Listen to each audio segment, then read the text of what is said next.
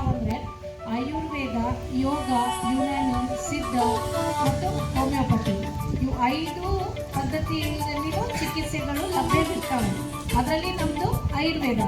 ಆಯುರ್ವೇದ ಅಂದ್ರೆ ಏನು? ಇದು ಒಂದು ಸೈನ್ಸ್ ಇದ್ದಂಗೆ, ಇದು ಆರ್ಟ್ ಆಫ್ ಸೈನ್ಸ್. ಇದರಿಂದ ಈ ಸೈನ್ಸ್ನಿಂದ ನಾವು ಏನು ಕಲಿತೀವಿ? ನಾವು ನಮ್ಮ ಆರೋಗ್ಯವನ್ನು ಹೇಗೆ ಕಾಪಾಡ್ಕೋಬೇಕು, ನಮ್ಮ ಜೀವನ ಶೈಲಿ ಹೇಗೆ ಇರಬೇಕು, ದಿನಚರ್ಯ, ಋತುಚರ್ಯ, ಇದು ಮತ್ತೆ ನಾವು ನಮ್ಮ ಆಯುಷ್ಯನ್ನು ವೃದ್ಧಿ ಮಾಡೋದಕ್ಕೆ ನಾವು ಏನೆಲ್ಲ ಜೀವನ ಶೈಲಿಯನ್ನು ಅಂದ್ರೆ ಅಡಾಪ್ಟ್ ಮಾಡ್ಕೋಬೇಕು ಅನ್ನೋದು ಇದರಲ್ಲಿ ತಿಳಿಸಿದೆ.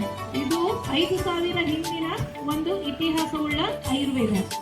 ಆಯುರ್ವೇದ ಎಷ್ಟನೇದು? 5,000 ಹಿಂದೆ ಋಷಿ ಮುನಿಗಳು ಅಂದ್ರೆ ಚರಕ, ವಾಗ್ಭಟ, ಶುಶ್ರುತ ಆ ಸಮಯದಲ್ಲಿ ಅವರೆಲ್ಲ ಹೇಳಿದ್ದಾರೆ ನಾವು ಹೆಂಗೆ ಸರ್ಜರಿ ಮಾಡಬೇಕು, ಹೆಂಗೆ ನಾವು ಪ್ಲಾಸ್ಟಿಕ್ ಸರ್ಜರಿ ಮಾಡಬೇಕು, ಇವೆಲ್ಲ ಹೇಳಿದ್ದಾರೆ. ಆದ್ರೆ ಎಷ್ಟೋ ಮಂದಿ ಆಯುರ್ವೇದಕ್ಕೆ ಮತ್ತೆ ಅಡಾಪ್ಟ್ ಆಗ್ತಾ ಇದ್ದಾರೆ. ಆಯುರ್ವೇದದಲ್ಲಿ ಏನು?